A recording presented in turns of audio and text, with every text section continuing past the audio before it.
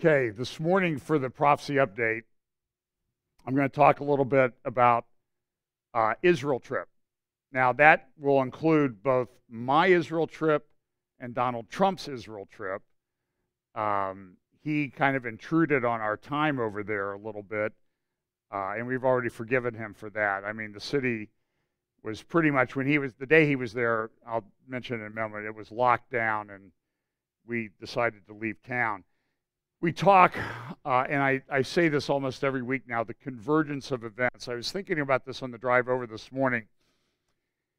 It used to be that when I was preparing these prophecy updates, I had about 40 or 50 newspapers that I would check the front pages of, most days of the week. And I would get most of the information that I would need or I think would be relevant to share off of the front pages. That's changed.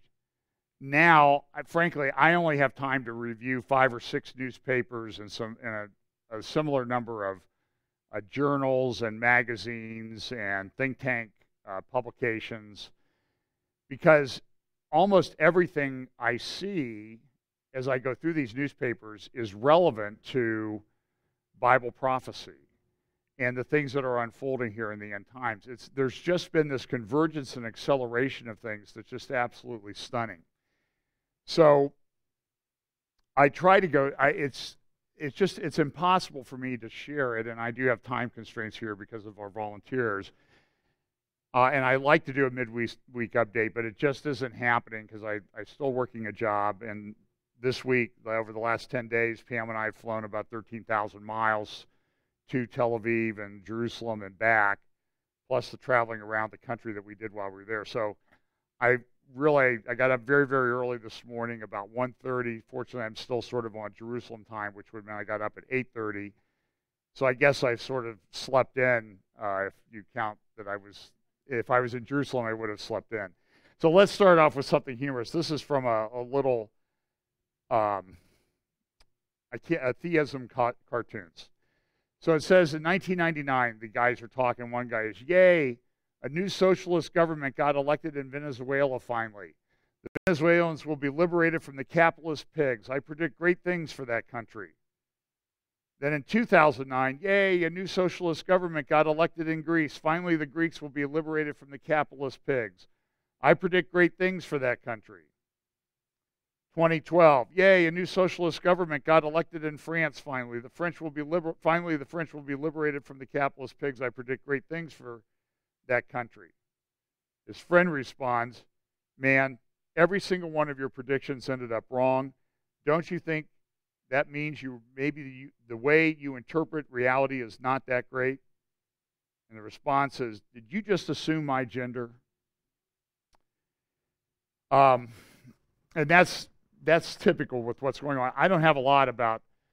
It was kind of nice to be away from American politics. Israeli politics has always been a little bit crazy with their parliamentary system, but they're starting to seem very sane compared to what's going on in the United States. And again, here was the Fourth Circuit upholding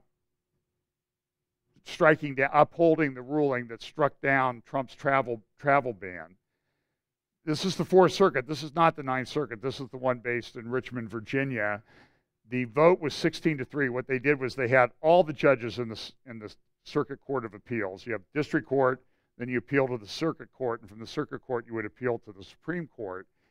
So what they did was they had what they call an en banc hearing, and that means all the judges heard because they thought it heard the thing. And the vote was 16-3 to support this ridiculous, idiotic lower court decision that clearly ignores the Constitution, ignores congressional statutes, and ignores the power of the president. It's just so happens that the 16 judges who voted in favor of the decision striking down the travel ban were appointed by Democrats. And the 3 that dissented from that opinion were appointed by Republicans. So don't tell me that the courts are not important. And I hope President Trump gets busy appointing people.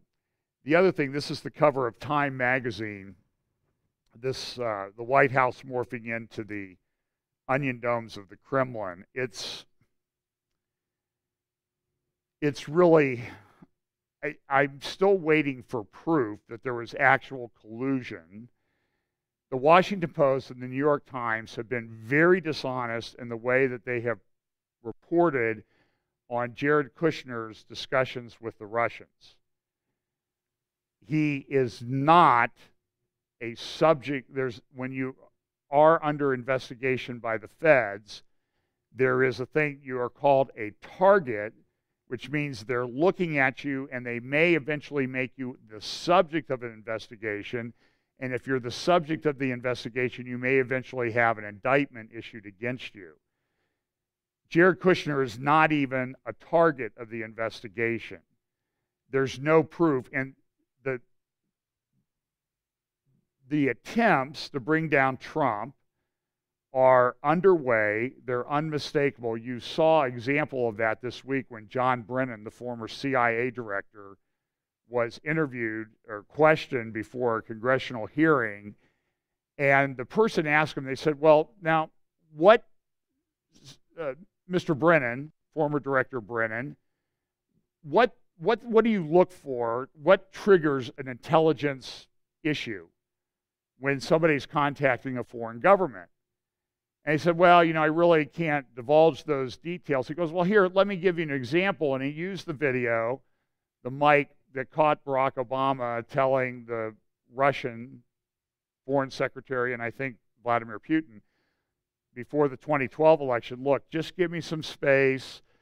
I have an election coming up. I'll have a lot more flexibility after the election. So, go easy on me, and then we can work something out. And he asked Brennan, he said, is that the kind of thing? And then Brennan says, well, that was between two heads of state, so it's different. And then he said, but I want an answer to my question. And Brennan just essentially said, I won't entertain a question like that. What I'm seeing is just, it is like there are two alternate realities. And listen, I want it to be clear. I'm not a huge Trump supporter. I've always said that I think, I want low expectations for him. I think that's the best way to do it. But the activity of the media and the left and a lot of Republicans and the way they're approaching this is just absolute madness. So, but that I think is indicative of what we can expect in the end times. I don't think, as much as I would like, unless there's this massive revival in America, this is going on in every country in the world right now. This insane political fighting. It even happens in the church. It's insanity. And but in the political realm particularly, it's just everybody's going back and forth. Everybody's running to and fro, and nothing seems to be making sense. And people are saying things on TV. It's just stunning. I continue every week. I think Tucker Carlson on his show on Fox does campus meltdown or campus crisis or whatever. He has a segment. And he had a professor on this week who was left-wing, a progressive. He said, I don't even vote for Hillary Clinton because she's too far right-wing for me. But they tried to shut him down at Evergreen State University, I think it's in Washington, because he's a white guy, and the students were protesting. And every day I hear stories about people trying to speak on college campuses, and they try to drown them out with sirens and bullhorns and shut them down. And so the fascists are the ones on the left. That should be pretty clear. But they're really ramping up their activities. So let's talk about Israel. I'm going to go through a little bit about the Israel trip. I want to play some clips of President Trump in Saudi Arabia. And so I'll tell you a little bit about what we did. To be honest with you, when I went in 1995, I took a 35 millimeter camera, and I took 850 pictures. And that was unheard of. I mean, 850 pictures. I mean, it cost, I think, I had to develop it when I got home. I think it cost me $500. This time, I just took my camera. I have an older camera. I took my iPhone, and I took a thing that we have here at church to take some video with. And I know I took about 1,100 pictures on my iPhone alone. So I was trying to go through those. It takes a long time to go through 1,100 pictures, so I don't have a lot of pictures today. And frankly, of just a few sites that we went to, I could speak for 6, 7, or 8 hours without any trouble. Some friends graciously provided an apartment for us to stay in over there. And they also provided us with a guy named Joel Kramer, Kramer. If you go to YouTube and type in Joel Kramer Israel, you'll find great videos of some people that he took on a tour similar to us. But in our case, it was just Pam and I and Joel. And he took us into sites in Judea and Samaria. Now, a lot of people refer to that as the West Bank. Over there, you hear it referred to as the West Bank or the Palestinian areas. So I want this to be clear. I believe Israel is entitled to all of the land, particularly between the Mediterranean and the Jordan, all the way down through the Arabah to Eilat, and the Golan Heights, and maybe more territory than that. So if I slip up, because everybody in the world calls it the West Bank, I don't want to see comments on YouTube that I'm not referring to it correctly. I support Israel.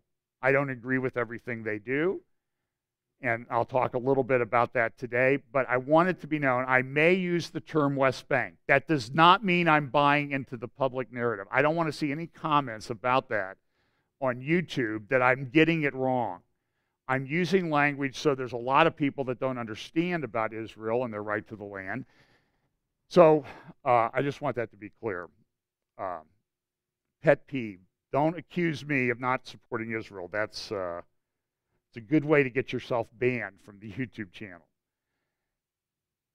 You see this sign as you travel through Judea and Samaria. You will see a sign like this all the time. And the bottom part of that, of course, most signs there are in Hebrew, Arabic, and English, except the rental car return sign at the airport at Tel Aviv at Ben Gurion. It's missing, and there's no language at all, so you're going to have to wind your way around this maze of roads there. But we were able to get our car returned and catch our flight. But this is what it says. You're now entering this road leads to Area A under the Palestinian Authority. The entrance for Israeli citizens is forbidden, dangerous to your lives, and against the Israeli law. In other words, if you're a Jew, you cannot go into Area A legally. Now, as Americans, we can, but you need to understand that when you go into these areas, the police are, and again, this is what the common usage is. The Arabs who call themselves Palestinian, I know that they're of recent origin, but the Palestinian Authority controls the police and the military. There are no Israeli soldiers in there, and you're pretty much on your own. And throughout that entire Area A, I believe there is one hotel that you could stay in.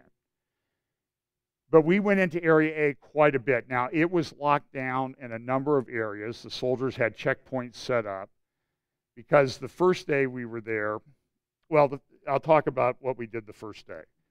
We went to Hebron. And the interesting thing is that when we went, it's very expensive. Jacob and I talked a little bit about this yesterday, so I'll just give a quick summary. The requirements to take a tour group into these areas are prohibitively expensive. So as a result, these sites that are rich with Jewish heritage, culture, and biblical history are rarely visited. They are documented sites. Most of the biblical cities have been identified by archaeologists who went in there because they believed the Bible and they were able to find the locations and knew where they were supposed to dig.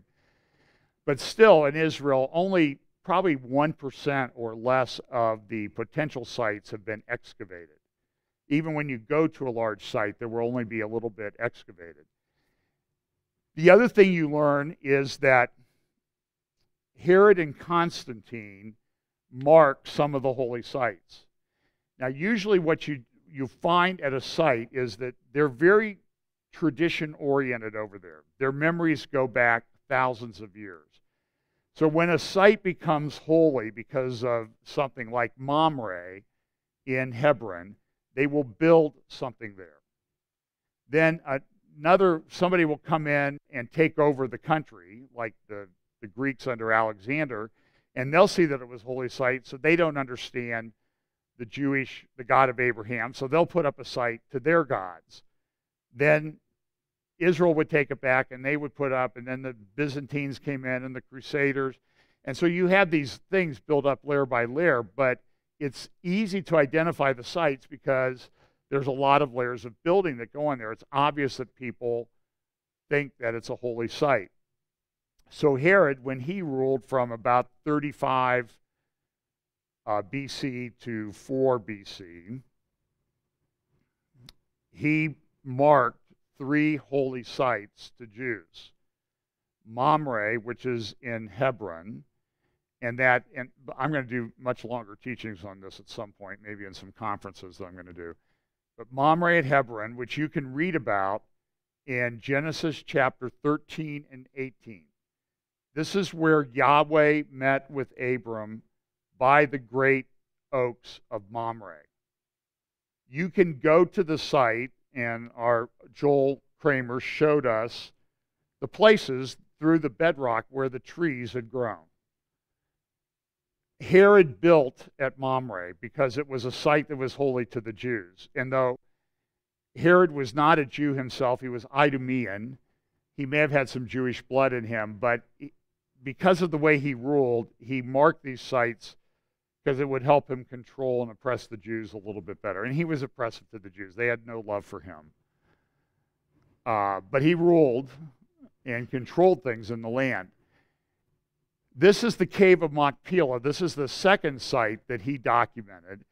And this is probably one of the best preserved Herodian construction sites.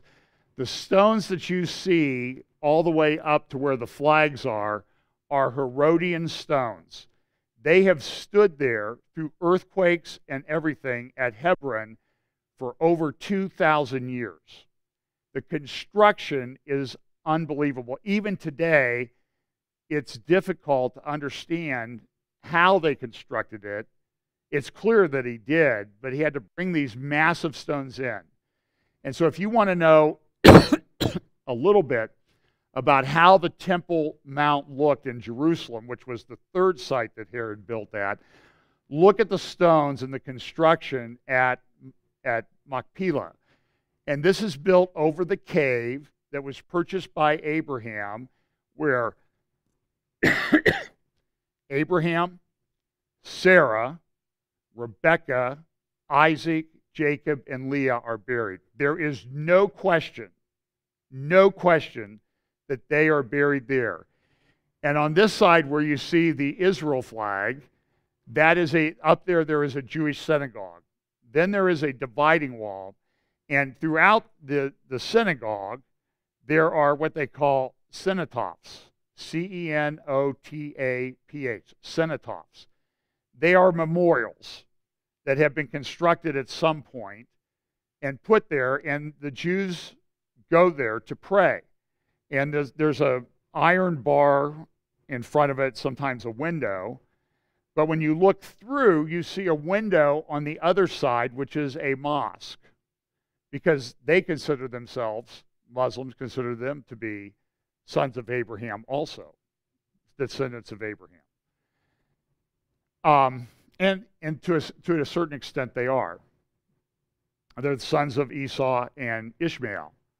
And it explains a lot. Hebron is sort of the epicenter of the conflict between the sons of Isaac, the descendants of Jacob and the descendants of Esau and then Ishmael, who they intermarried. The Ishmael, of course, was the child that Abraham had with the thing. So at Mamre, Yahweh visited Abram and gave him the promise of a blessing. Abram built an altar there, and Yahweh said, I will come back and see you in a year. And he comes back, Genesis 18. And Abram and Sarah are there with their tent, and God gives them the promise of a son, and Sarah laughs. You can go and stand in the place today where that actually happened. So Herod built there at Mamre, Machpelah, and at the Temple Mount.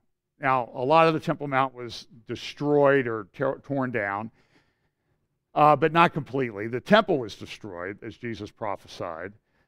But this gives you a good picture of what the Temple Mount looked like. And if you go partway up, I don't know if my cursor shows up on the screen. It doesn't. It doesn't. No. If you go partway up, if you look to the right near the corner, you see where you see like a bush or weeds growing out of the side of the thing. Go to the corner just a little bit to the left, about halfway up. What you see there is you see eventually the wall goes up and then it angles in. That's called a parapet, and that's a good clue that that is what Herod built.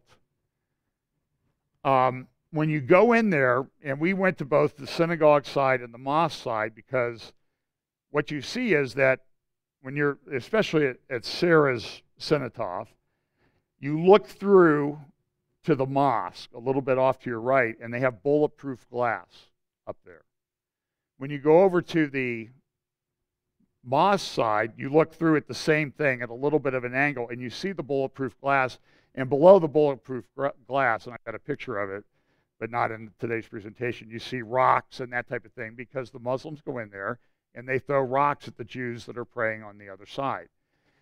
When you drive through Hebron, there's a no man's land, a lot of abandoned buildings, and we drove through that. That was Thursday. Friday they had riots in the places we were driving through, because Friday morning is prayers at the mosque. The hate preachers come out, they get everybody fired up, and they go out and they burn tires, cars, throw rocks at the Jewish settlers that live there in Hebron. And sometimes, Joel says, they throw rocks at my car.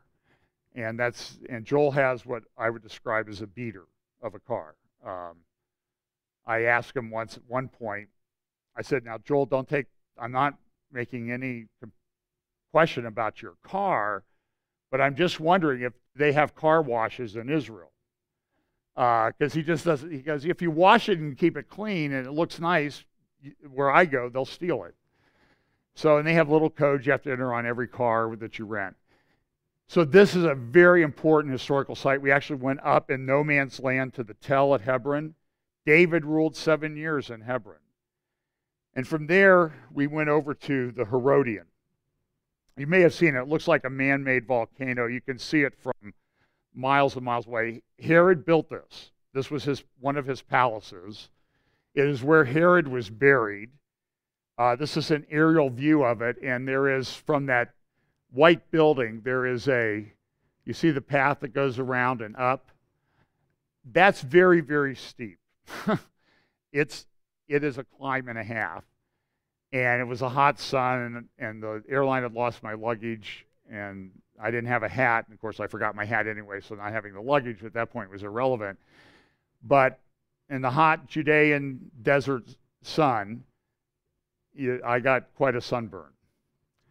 Then what you do is you climb down through the middle there where the palace was, and then there's walkways down through the interior, and you come out here near the bottom, which is where they discovered in 2007 Herod's tomb. The man who had looked for that for decades finally found it in 2007. It was verified, clear that this was a royal tomb, because royal tombs are usually in the palace. So, for example, in the city of David, where David's palace was, they found 9 royal tombs. They are certain, at least the Bible-believing archaeologists are certain, that they have found in the city of David, in Jerusalem, the tomb of King David. No question. Now, because of the conflict between the Palestinians and Israel, archaeologists, secular archaeologists today have made it their life's work to disprove what the Bible says. But trust me, this was Herod's tomb, and a few years later, this is very steep, and it's stories and stories high. The man who found the tomb was above the tomb on the path up there near the top, talking to a group, and he stepped backwards and he fell to his death right in Herod's tomb that he had fallen. That was in 2010. Very sad story. But very well documented site, and you can find some, and I'll talk more about this later. So that was the first day. The next day we went up to Shiloh, which is in the central mountains of Israel, what today they call the West Bank, but really in the region of Judea, Samaria. I believe this is in the tribe of Ephraim's jurisdiction.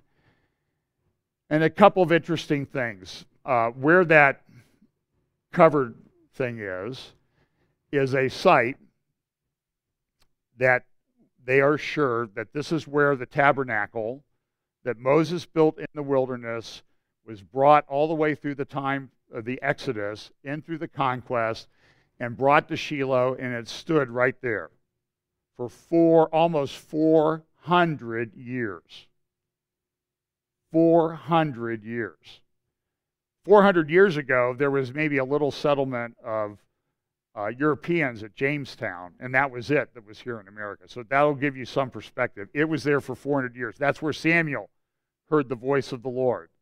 That's where Eli, when he found out what was going on and what his sons were doing, he fell over backwards, the high priest, and he broke his neck and died. Happened right there. The tabernacle was 75 feet wide. There are retaining walls around that area, and between the retaining walls, it's 77 feet. Is that just a guess then that the tabernacle stood there? And then you can see places where they would have put the poles drilled into the bedrock there. So documented site. The other interesting thing, this fascinated me. You see the hillsides behind? Those hillsides are all terraced for farming. They've been that way for thousands of years. But it's not just that hillside or that mountain. You can drive through the mountains of Israel for 20 or 30 miles, and every hillside from the bottom to the top is terraced for farming and vineyards and that sort of thing. Somebody lived in that land for a long time. Somebody was very agriculturally oriented.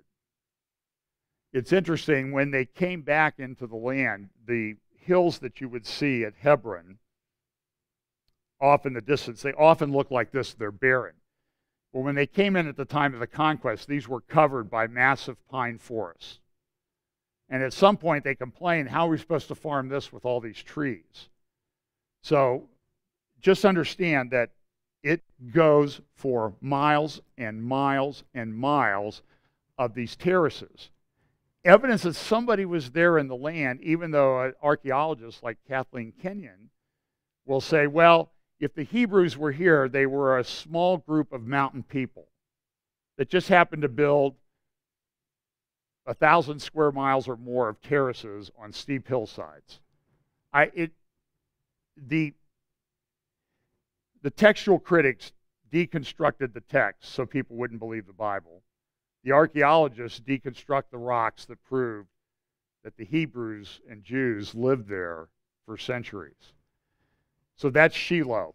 We then went up to Nablus, which is in Area A, and as you're driving into Nablus particularly, it's one of the main Palestinian cities, you see little street signs that are martyr memorials, and then you see pictures like this painted on walls or posters or whatever. And these are people, this is a picture of a suicide bomber who's honored throughout the Palestinian areas, and they put his picture up, and that's a picture of him taken either the night before or the morning of the bombing that he did to go in and kill Jews. And they still pay these people, the families, they pay money, they're honored, they name streets after them. I saw it with my own eyes. At Shechem, which is in Nablus, there's a couple things. There's Jacob's well, and there's the tell at Shechem. Shechem is one of the most mentioned cities in the Bible. When you're there, this is Mount Gerizim. This is up near where the Samaritans live. Remember the Samaritan woman at the well? That house right there is the house of what I was told is the richest man in the West Bank. It's a massive mansion. You go to a city like there's nothing, the tell has been abandoned because it says the city was never occupied again, and you see proof of that after Joshua destroyed it. I don't know what this man did to make money, but after driving around Israel for a lot, I would think that he either sold security fencing to the Israelis, because there's thousands of miles of security fencing everywhere, or speed bumps. He has the license to get money there's speed bumps all over the place. And I hit one, and not really well marked. You're driving through town, and all of a sudden, you're kind of airborne. I hit one at about 40, and when we landed, the windshield wipers and everything came on. But you see mansions like this all over this area, this Palestinian area. At there's a neighborhood of Palestinian homes, Arab homes, that rival some of the best neighborhoods in America, like in Beverly Hills. They're mansions. They're massive homes that you would only find in a few areas here in Columbus, Ohio. This is the tell at Shechem.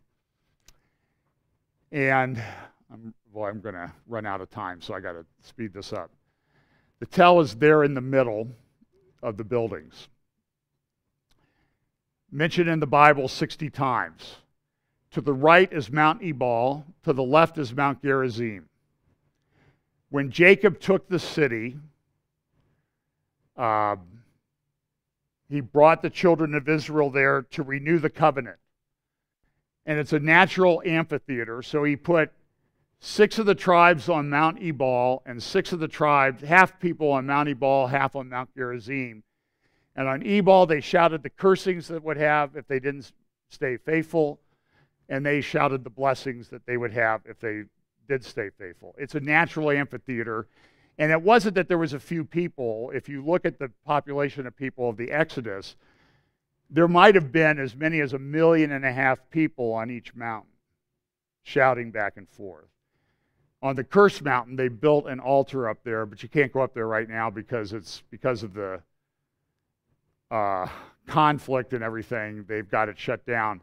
Jacob's Well is off to the left a little bit. The Samaritan woman would have been off to the right. And then a little bit to the left of the tell, there would be Joseph's tomb. Remember, they brought his coffin back from Egypt, and that's where they would have buried it. Fascinating sight. I have a whole bunch of things to say about that, but there is in the temple area, became a temple area, they found a massive stone. And what you see is about 1/3 of the size of the stone. This thing, I would guess, would have been 15 to 20 feet tall. It says Joshua erected a standing stone there at Shechem. They're pretty certain because because of the way it was buried, they had to chop it up into thirds. That's the stone that Joshua erected. Having seen it, I have no doubt. We went up to Mount Gerizim. That's where the Samaritans are. We saw where even today, the small community, about 700 or so, have their sacrifice on Passover. And they probably do Passover more biblically accurate according to the Torah than the Jews do. They worship the Torah, they study the Torah. They still write in a very ancient Hebrew script that has been confirmed down at Qumran from ancient scrolls. Very interesting area, and you can see where they do their sacrifice on Passover there in the center of town. Then we went to Samaria. Samaria is a very high up. Took Sennacherib when he came in the Assyrian invasion around 721 AD. It took him 3 years to take Samaria because of the fortifications. And on the top up there, that area right there, that's where Herod also built 3 temples to Augustus, where they started emperor worship at the time of Christ. He was the emperor when Christ was born. Interesting that they started emperor worship at that time. And that's the temple. This is a picture. Here's a picture of it. Whoops. That's the Augustus temple at Samaria. Probably the best preserved of them. They have a sacrificial area, steps up. They have a holy place and a holy of holies because Satan always imitates the true. And at the time of Diocletian, if you didn't worship the emperor from there until the time of Constantine, you were killed. So Herod built 3 sites, Mamre, Machpelah and the Temple Mount. Constantine came in the early, about 325 AD, or Common Era, CE as some people call it. And he built at 4 sites. He built at Mamre. Why? Because that's where the blessing of the Messiah was given. I'll make a great nation of you. He built at Bethlehem. Why? That's where the Messiah was born. And these sites are all very well documented. And he built the Church of the Holy Sepulchre, which is where Jesus was crucified, buried, and rose again. And he built on Mount of Olives, where Jesus ascended. Interestingly enough, there's a cenotaph to David where they have the upper room. In there's a 1st century synagogue. 1st century after the death of Christ. All synagogues, the Torah ark points to the Temple Mount, except that one. It points directly to the Church of the Holy Sepulchre. Why? That's where the first Christians worshiped, and they wanted to mark it and build it so it was oriented the right direction. So that's interesting. When we left Nablus on the way up to Samaria, we encountered this checkpoint. That's Joel, our guide,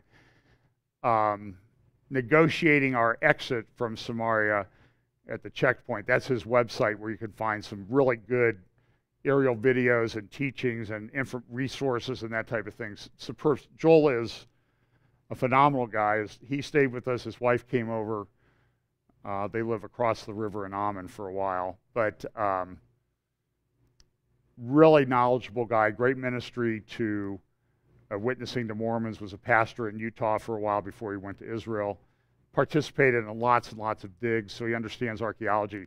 When we came out of Nablus, the area was locked down, and we came through that, no problem. They just waved us in. But when we left, it was blocked. There were about 2 or 3 dozen cars and trucks waiting there. Palestinian guys, hanging around our car. Drive through, just drive through. They won't do anything to you. And they came out. Joel walked up to them. They had their guns raised, and he took our passports and said, we're just stupid Americans. And the leader of the soldiers there was an Orthodox Jew, and he said, why were you there? And he says, we went to Shechem. And the guy goes, all my life I've wanted to go to Shechem. I'm an Orthodox Jew. I'm not allowed to go to Shechem. It is a very important city to Jews. And he got a little emotional about it. He said, tell me about it. We were a mile away from the site. He's never been there. These are young men and women, probably 19, 20 years old. This was probably the most stressful time because, even when we drove through the checkpoint, they were, ready to shoot because there've been soldiers stabbed at that checkpoint. And there were a bunch of Palestinian men there, and it was a very tense time because the president was coming in. So he went to Samaria, went back to Jerusalem that night, and Bill Koenig stayed with us a couple days. He came for the Trump visit, and we were walking down the street in Jerusalem, and he goes, is that Mike Huckabee over there? And so we went over and talked to him for about 15 minutes. And he was gracious enough to let me take a selfie. He describes himself now as not the former governor of Arkansas, but the father of the current deputy White House press secretary. His daughter, Sarah Huckabee, is the female that you see when Sean Spicer's not around. So let's talk a little bit about what happened. I had a number of discussions with people, and Bill brought some people in. Maybe I'll talk about that some other time, but we sat in a hotel and talked for a few hours about what's going on, what's Trump going to do. We had trouble getting over there to where I filmed the Sunday update last week because they were doing helicopter practice in a supermarket parking lot there, and they had all the roads, like 20 roads down to one lane.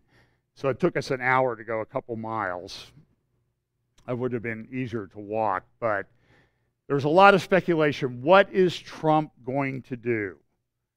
Is he going to move the embassy? Is he going to declare Jerusalem the undivided capital? Trump had this itinerary. He went to Riyadh, then he flew to Tel Aviv, then went to Jerusalem, Bethlehem, then on to Rome and the Vatican, then on to Brussels, and now I believe today he's still in Sicily and should be coming home soon for various meetings. The NATO up in Brussels, and then the G7 are meeting in Sicily. I'm sure you've seen the pictures. First, he went to Riyadh. Now, there are other people who do prophecy updates, and there are people they have different views as to what happened in Riyadh and whether it was good or bad or whatever. And unfortunately, people are all fighting. Well, I agree with him. I agree with him. And we just have to see how this play out. But I had a little bit of time to sort of reflect on it over the week and read some things on the plane coming back. And I will tell you that I personally am bothered by the order of the trip. Trump went first to Saudi Arabia. Now, there was a reason for that. I'll talk about that in a minute. But look at the Saudi papers. Trump to seek premier Arab partnership. Saudi Arabia takes center stage. A new page as Trump makes a historic visit to Saudi Arabia. Over here on the right, economic expansion. Brand Trump holding up in Mideast despite domestic challenges. He has some hotels over in Dubai or United Arab Emirates.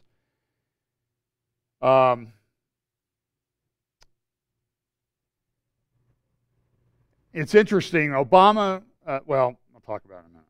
So he goes to this place in Riyadh, and they like to do laser light shows on walls over there. I guess that's becoming the thing. So this is what he did. He gave his speech, and there's one article there.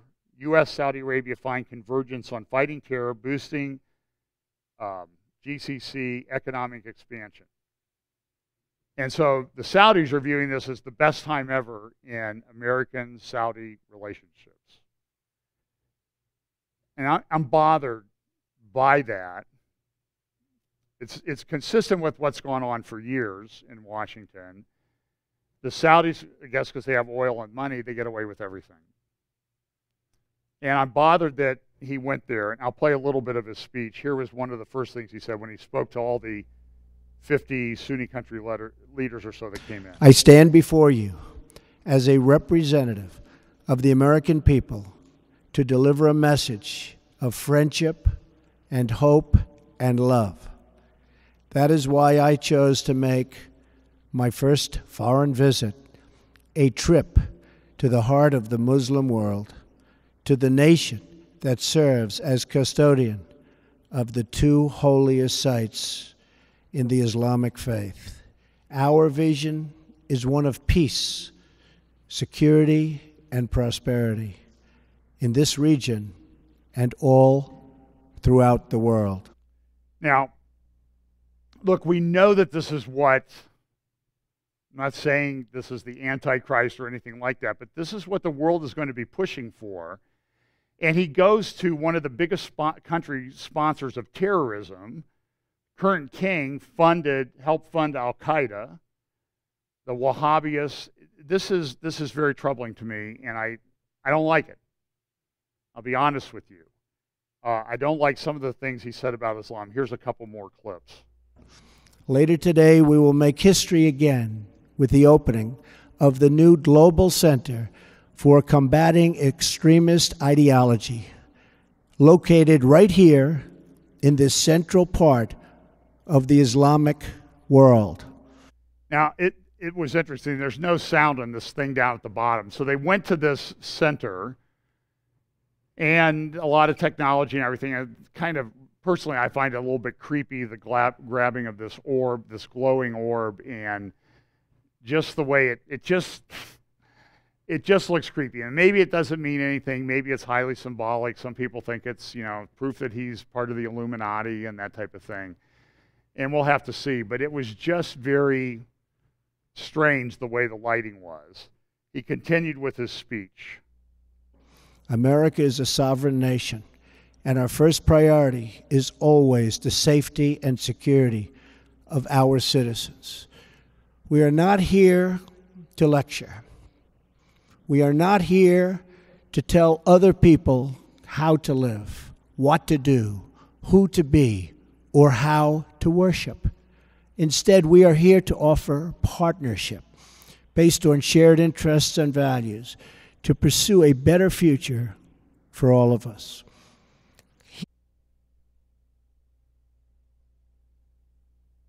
With God's help, this summit will mark the beginning of the end for those who practice terror and spread its vile creed. At the same time, we pray this special gathering may someday be remembered as the beginning of peace in the Middle East, and maybe even all over the world. But this future can only be achieved through defeating terrorism and the ideology that drives it. Now, I'll give him credit for this. I mean, he actually mentioned God, but he didn't really distinguish between the God of, it was the God of the Abrahamic faith, and they're not the same God. The God of Abraham, Isaac, and Jacob is not the God that the Nabatean moon god that's worshipped down in Saudi Arabia. We now face a humanitarian and security disaster in this region that is spreading across the planet. It is a tragedy of epic proportions. No description of the suffering and depravity can begin to capture its full measure.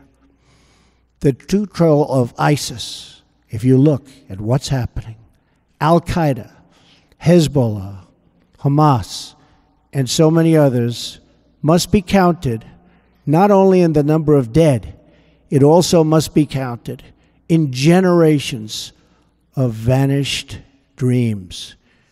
Saudi Arabia is home to the holiest sites in one of the world's great faiths. Each year, millions of Muslims come from around the world to Saudi Arabia to take part in the Hajj. In addition to ancient wonders, this country is also home to modern ones, including soaring achievements in architecture. Egypt was a thriving center of learning and achievement thousands of years before other parts of the world. The wonders of Giza. And he goes on and talks about people want to go to Petra in Jordan and other places throughout the Middle East. He was right that this is a very troubling time. This is an article from Foreign Policy, and this is what I've said, and whether you agree with the orientation of foreign policy, I mean, it's a pretty broad range of political views there. But this article says what I've been saying for quite a while, I think, that Syria has effectively ceased to exist. We pretend that there's a country called Syria, but there's not, and how's it going to be divided up and what's going to happen? And so this was all taking place on Sunday while Bill Koenig and I and others were sitting in Jerusalem talking about what does this mean? You know, so I was doing a prophecy update from Jerusalem with Brian Schrager of JerusalemJournal.net and Bill Koenig of Watch.org. It's up on YouTube if you want to watch it. And this is going on down in Saudi Arabia, 1,200 miles away or so. And so I'm bothered by some of the things that Trump said. Because of time, I'm going to fast forward to the last part. You can find his speech at the White House YouTube channel. Let me just play the last part or two. Of course, there is still much work to be done. That means honestly confronting the crisis of Islamic extremism and the Islamicists and Islamic terror of all kinds. We must stop what they're doing to inspire, because they do nothing to inspire but kill. And we are having a very profound effect if you look at what's happened recently. And it means standing together against the murder of innocent Muslims, the oppression of women, the persecution of Jews, and the slaughter of Christians. Religious leaders must make this absolutely clear. Barbarism will deliver you no glory. Piety to evil will bring you no dignity. If you choose the path of terror, your life will be empty, your life will be brief, and your soul will be fully condemned. It's interesting, and this is very different from Barack Obama's speech in Cairo. His first major foreign policy speech also was to the Muslim world. He didn't speak in nationalistic terms. He spoke in terms of religion and civilization, which I think was interesting. And in the clip just before this, he said, "Drive them out," which has a particular meaning to Muslims, because they're always talking about driving out the infidel. So in some respects, his speech was very bold, but I'm concerned about, and look, I know he's not a pastor, I know he's not a theologian, and I know he's not a Bible prophecy expert. So, but I see the way it lines up, and it seems to be lining up with Bible prophecy, that the leader of currently the world's most powerful country goes and talks about uniting all religions against this ideology, in a place where the ideology is funded and has a lot of its modern roots, even though it's been like this, that religion, for all times. It's a very interesting thing. He concluded with this. In that spirit, after concluding, Myra is in a fabulous place that we're at today, Riyadh, which I've gotten to know so well in so short a time. I will travel to Jerusalem and Bethlehem, and then to the Vatican, visiting many of the holiest places in the three Abrahamic faiths. If these three faiths can join together in cooperation, then peace in this world is possible, including peace between Israelis and Palestinians. I will be meeting with both Israeli Prime Minister Benjamin Netanyahu and Palestinian President Abbas. Starving terrorists of their territory, of their funding, and the false allure of the craven ideology will be the basis for easily defeating them. Well, so he went on, and even the New York Times noted that, so he was there in Riyadh, and Monday he flew into Jerusalem, or to Ben Gurion, and then came down to Jerusalem for some meetings, went to the the Western Wall is the more proper term. Went to the Western Wall, prayed there. His son-in-law and daughter went there. Melania, they went over to the female part separately from him. That act was very offensive to the Palestinian Arabs.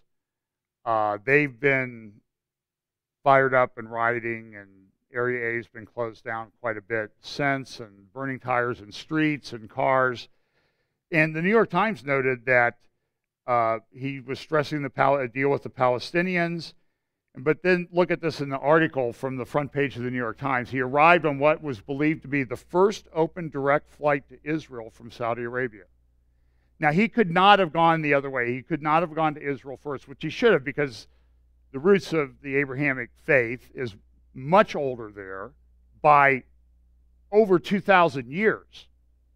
I mean, Abraham was in the land about 2150 BC. It was not until 620 AD. So that's almost 3,000 years, but he went to the new one first. And I'm troubled by the order. But I'll be honest with you. Now, I know as a practical matter, he couldn't have gone to Israel and then flown from Israel to Saudi Arabia. They wouldn't have permitted it. It was a huge statement that he flew from Saudi Arabia to Israel. When he came to Israel on Monday, Pam and I decided they had everything shut down in Jerusalem. So we got up, and I said, let's go for a drive. So we drove down to Jericho, and it's down to Jericho. From where we were in Jerusalem is roughly 3,000 feet above sea level. Jericho's about 850 feet below sea level. And PM said, "How's the gas doing?" when we got to Jericho. And I said, "I haven't had to press the accelerator because it's downhill all the way. It's only about 10 miles, 10, 11 miles as the crow flies. And we were 1 block from the old city. And it's down. And the other thing that's interesting about the geography of Jerusalem, we were up by the municipal building. We walked up a little bit, pretty much level with where the new gate was, downhill to the Damascus gate. And then you get in the old city, and it's downhill quite a bit from the Damascus gate, which is already downhill till you get to the area of the Western Wall, the Kotel, and the Temple Mount. So when you approach the Damascus gate, you see the Dome of the Rock just above the city wall. So the Temple Mount is not the highest place there. It looks like that because there's a valley on many sides of it. So we decided that what we would do is, while Trump was visiting, they shut down the old city, essentially.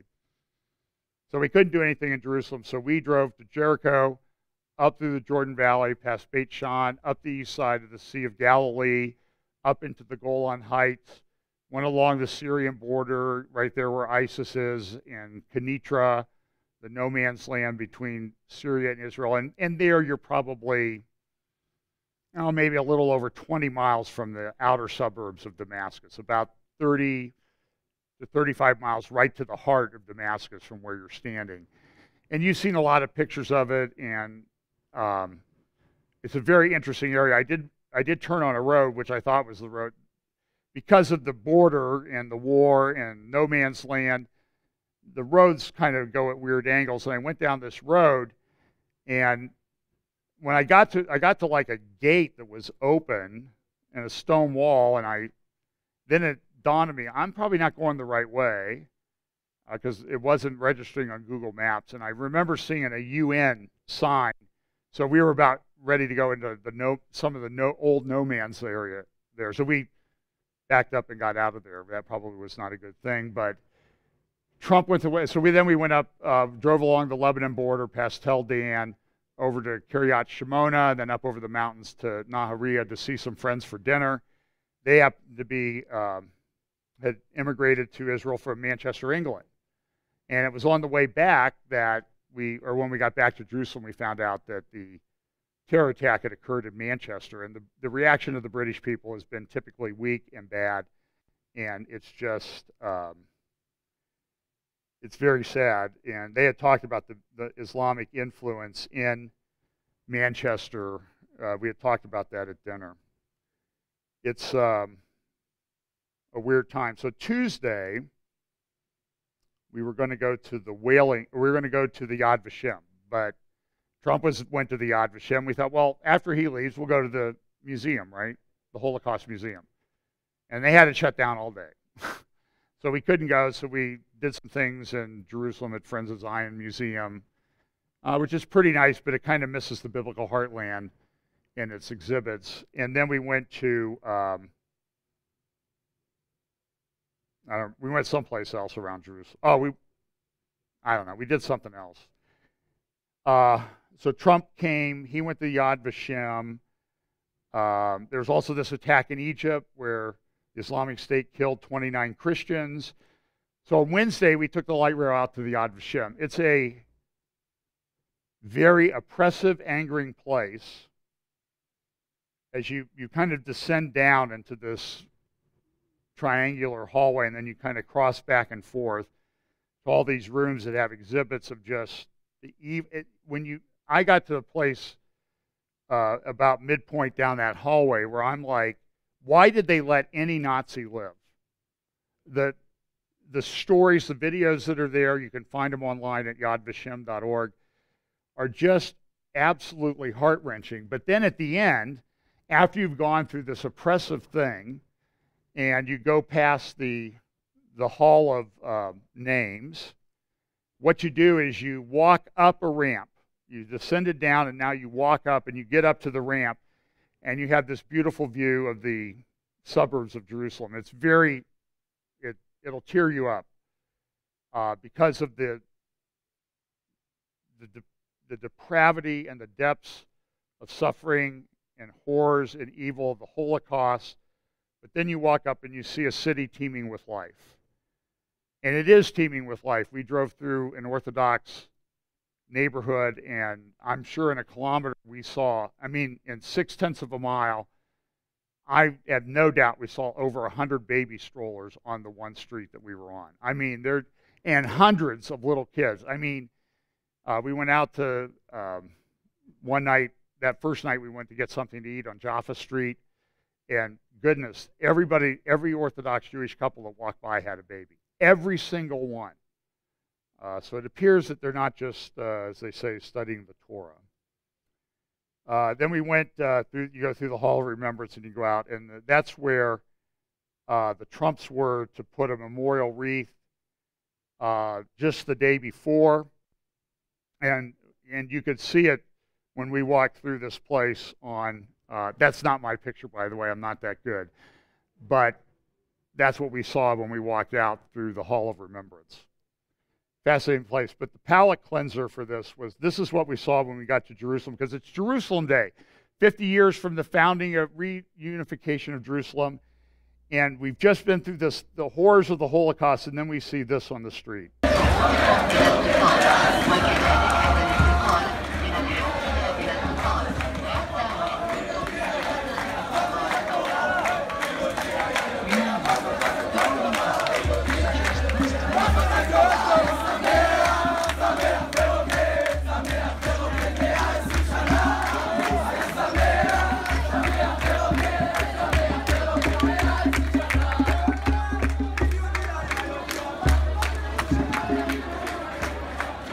And then the couple selfie guys come here, and but it was, and you saw this all over Jerusalem, these parades. And we went over to the Western Wall, and we saw what was going on over there. We went in; we had dignitaries coming in through the Damascus Gate, and all these cameras set up. Nobody got up when we walked through. They didn't want to take our picture, apparently. They were waiting for somebody. It was a big celebration. We went over to the Jewish quarter, and in the Jewish quarter, this is the Arch of Titus. You see the menorah there. They took that model and they built a golden menorah for the next temple. And it's right there near, overlooking the hotel plaza, the Western Wall Plaza. I'm going to guess that, I put her picture there for a little perspective. I'm going to guess that I'm going to guess it's 7 feet tall. It's not solid gold, but it's made out of all gold. Couldn't be solid because the metal's too soft, the branches would droop. It's interesting, we walked around, I did an update, we recorded something, but we lost the video, Brian Schrager and I. And UNESCO comes in and says, Jews have nothing to do with Israel. And listen, I'm also bothered by the fact that Trump, as far as I can tell, and please correct me if I'm wrong, I'm sure you will, never used the word Israel, except maybe one time early on. He said Jerusalem, and the White House feed had Jerusalem, Israel when it was broadcast live, but now it just says Jerusalem. And this is the same sort of nonsense that the Obama administration did. I don't like it a bit. I think the people that work for the State Department must have an Israeli lobotomy when they get in there. So UNESCO says no evidence of history. This is the Mount of Olives, and this is a thousands of years old Jewish cemetery, and they say there's no presence of Jews in the land. Those are all Jewish graves. We walked through the Arab graveyard. So over there on the eastern wall near the closed gate, walked around the city. Great time. Lots of things. This was the Damascus Gate, or the Lions Gate, where the soldiers came in 1967. And I'm out of time, and I got to finish up. So listen, look up Caroline Glick, MelaniePhillips.com. They have great articles about what's going on, a good analysis of what's going on. Secure Freedom Radio with Frank Gaffney had excellent interviews every day this week. You can pick up a lot of that information. And this is it was wonderful to be there. It is very faith-affirming, but you are struck by the division in the land. And you understand the calls for peace. And the world, this is like the focus of the world's concern about peace. Syria is melting down, but what is Trump talking about? Peace with the Palestinians, peace in Israel. This is Bible prophecy unfolding right in front of our eyes. Let's pray. Father, thank you so much for the opportunity we had the last couple of weeks to be in Israel. Lord, I pray for that you will fulfill, cause to be fulfilled Bible prophecy exactly as the prophets said, to your glory. In Jesus' name, amen.